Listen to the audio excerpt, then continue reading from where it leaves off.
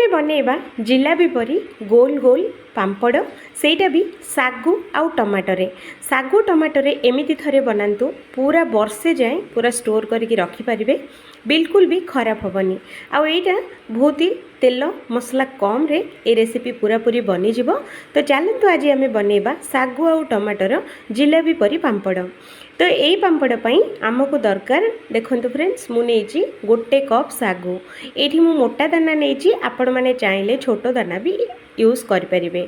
तो सांगरे ये आम आधा कप अरुआ चाउल भी ये आम देदबा आपको पानी देकी 2 ରୁ 3 थर भल भाव में धोई नबा। फ्रेंड्स चाउल आउ सागुटा को 2 ରୁ 3 थर धोइबा निहाती जरूरी निहाती आपण माने धोई नेबे। तो ये देखंतु मो चाउल आउ सागु को भल भाव में धोई देइछि आउ ये सागु आउ चाउल को बुड़ीला पर्यंत पानी ये आम देदबा देकी आको कवर करके पूरा गोटे राति पई छाड़ीदबा। नेक्स्ट दिन देखिबा। तो देखंतु फ्रेंड्स नेक्स्ट दिन आमर सागु आउ चाउल बहुत ही बढ़िया से फुली जाइए आ बहुत ही बढ़िया बतुरी भी जाइए। तो सागुर देखंतु क्वांटिटी पूरा डबल रु ट्रिपल हो जाइए माने बहुत ही बढ़िया से फुली। तो ये देखंतु मु गोटे दबेकी आपण मानकु देखिबी। तो देखंतु सागुटा दबेला मात्रे पूरा पेस्ट भली हो जाउची। तो एमिति हवा दरकार। तो ये आम गोटे ग्राइंडर जार नबा आउ ये आम सागु आउ आमर चाउल तक सबुतक ये आम देदबा। तो जदि बड़ जार नौथे तो थरक काम चलो जदि छोट जार हो तो 2 ରୁ 3 थर बुलाइया पड़ो। ये आम देदबा अल्प टिके नाकु भृसुंगा पत्र आउ अल्प टिके नाकु ये आम देदबा धनिया पत्र आउ ये 3ଟି टमाटो मीडियम साइजर टमाटो को एमती बड़ बड़ काटिकी ये आम देदबा आको बढ़िया से ग्राइंडिंग करवा। फ्रेंड्स आमे जो पानी आमर जो बतरे थिले सेई पानी ही एठी आमे दबा माने 2 कप पानी एठी आमे देदबा देकी आको पूरा चिक्कण करके बाटी आनिबा। तो देखंतु एमिति करके चिक्कण करके बाटी नेबे। बाटी थबा बैटरटा आउ गोटे बाउल को आमे बाहर करि नबा आउ जार रे टिके नाकु जो लागि थिबो से जार रे भी आउ गोटे कप पानी देकी पिंछुळेकी से पानी एठी ऐड करबा। स्वाद अनुसार लुण ये आम देदबा आउ गोटे चामच पूरा ये धला राशि दबा आउ आधा चामच ये आम दबा अजवाइन आउ आधा चामच आम दबा ये चिली फ्लेक्स आउ ये सबू जाक जिनस दे सारा पर आपको भल भाव में आउ थे या मिसेबा। फ्रेंड्स एबे पर्यंत वीडियो को लाइक चैनल को जदि सब्सक्राइब करना तो एबे ही कर दियंतु कारण पर आपण माने भूली जिवे। तो ये लगभग मु 4 कप पानी मुझे ऐड करिछि माने जेतिकी आमे सागु आउ चाउल नहीं थिले सेतिकी ताकू डबल करके 4 कप पानी एठी मु देछि। तो यहाँ गैस उपरे बसैकी 5 ରୁ 6 मिनट पर्यंत पूरा स्लो फ्लेम रे याकू आमे सिझेबा।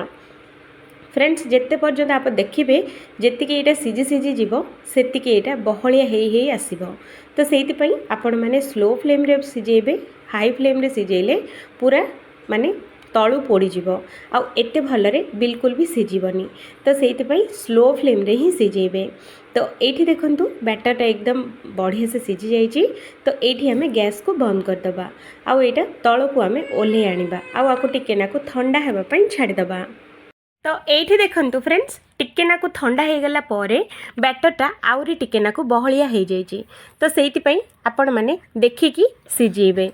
तो ये देखंतु टिके नाकु माने नख उषुम अच्छी पूरा भी ठंडा ये हैनी।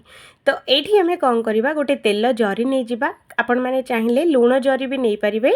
ये आम जो पटे तेल ओजाड़ी था तो से पट साइडटा को छाड़ीदबा आउ गोटे साइडटा को पूरा आम काटी नबा एमिति करके गोटे जरी आमे तैयारी करवा।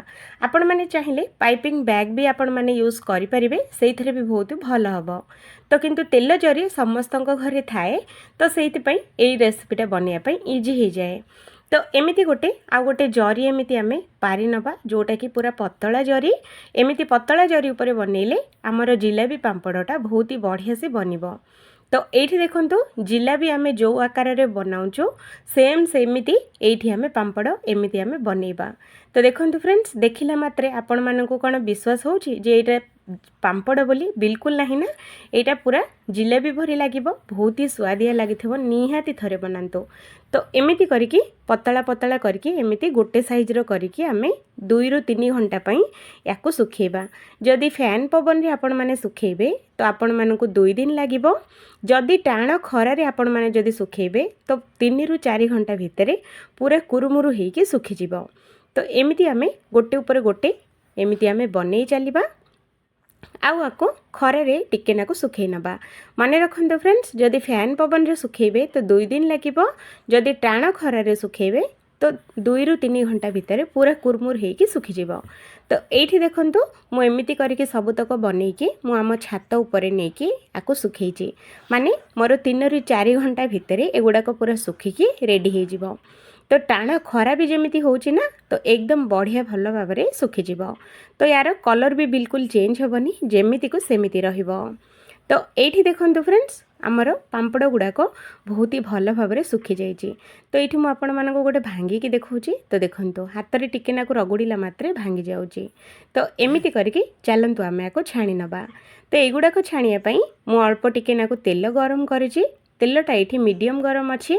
तो ये 2टी पांपड़ मुझे दे सारा पर सांगे सांगे ओलट पलट करके सांगे सांगे आपको तेलरू बाहर करने।